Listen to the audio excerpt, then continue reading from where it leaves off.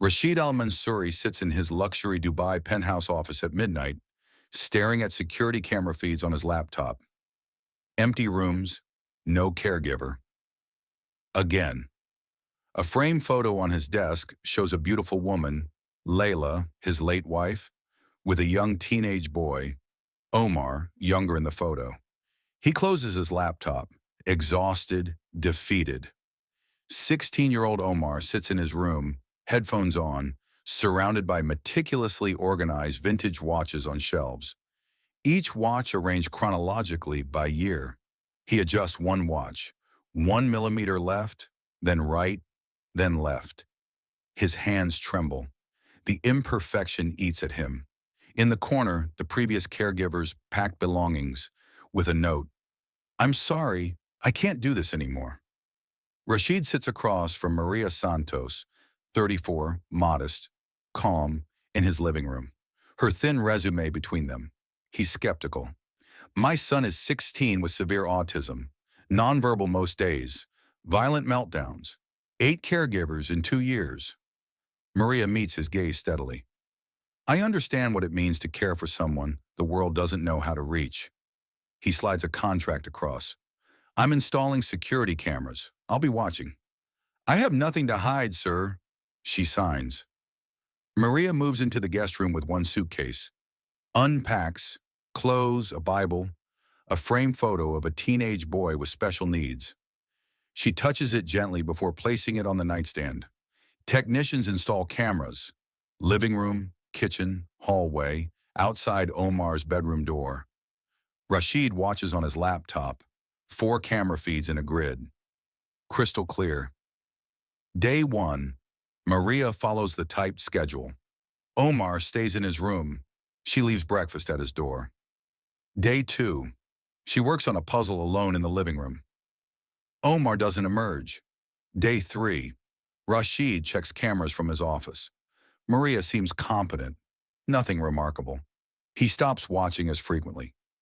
Day 4, Maria sits in the hallway outside Omar's room, reading. Just present, not intrusive. Day 5, construction noise erupts below, drilling, hammering. Omar has a violent meltdown, overturning furniture, screaming, punching walls.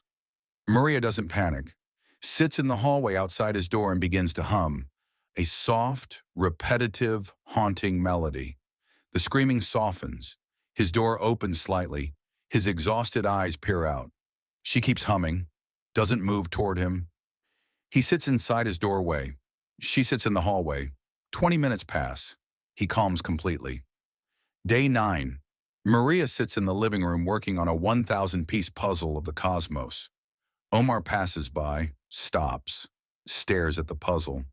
Maria doesn't look up, slides edge pieces toward the empty chair across from her. Omar hesitates, sits, picks up a piece, places it correctly. Maria taps the table twice, acknowledgement. They complete the border together in silence. Day 11. Maria leaves a book outside Omar's door. Cosmos by Carl Sagan. Sticky note. Thought you might like this. Next morning it's returned with a sentence underlined. We are made of star stuff. Day 13. Maria responds with her own note. Leaves another book, A Brief History of Time. Day 14. Omar returns it with margin notes.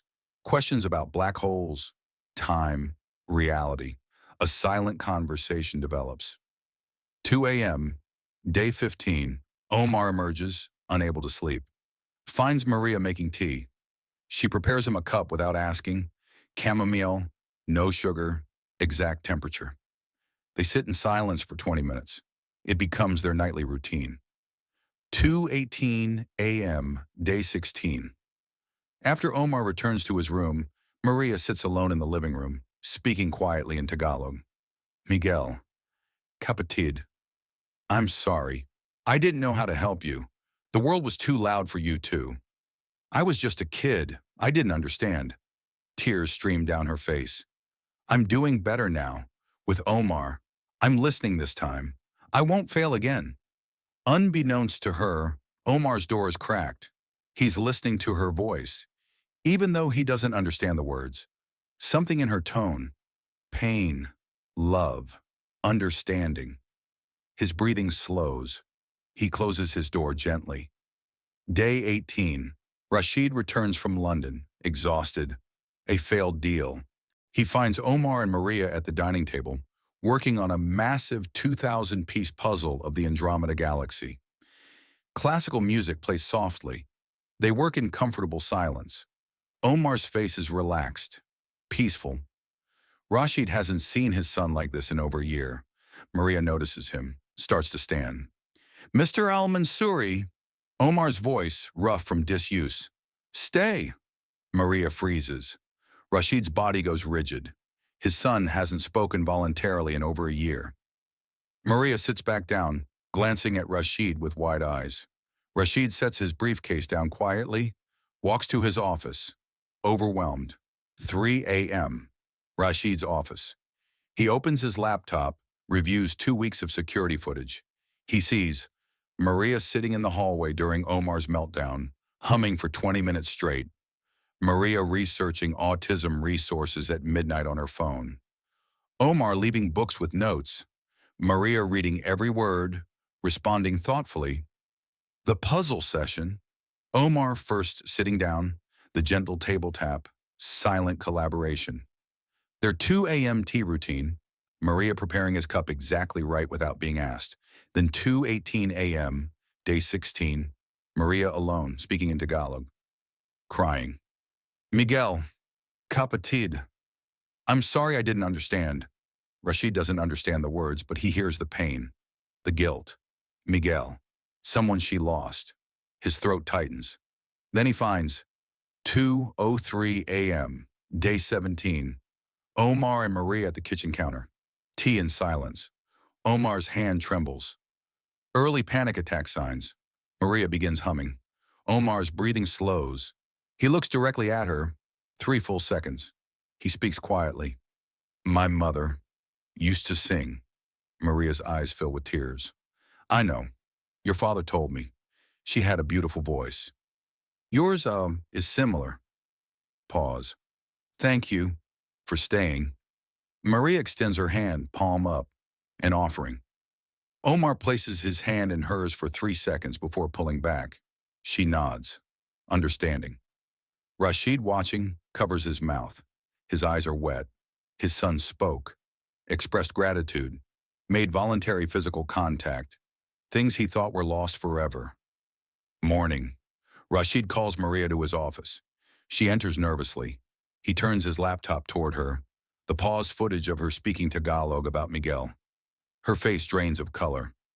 Tell me about your brother. The story pours out. Miguel, her younger brother, born different. Their province had no resources. Parents called him cursed, took him to faith healers, locked him in his room during meltdowns. Maria was 18 when Miguel, at 15, ran away during an episode, found 3 days later by the river. Drowned. When I saw Omar's file, I saw Miguel, a second chance, to listen instead of fix, to meet him where he is. She wipes her eyes. I know I'm just... Stop! Rashid's voice is thick. He sits beside her. You didn't handle him. You saw him. You gave him presence, patience, understanding. He called you to stay. He spoke. You gave my son his voice back.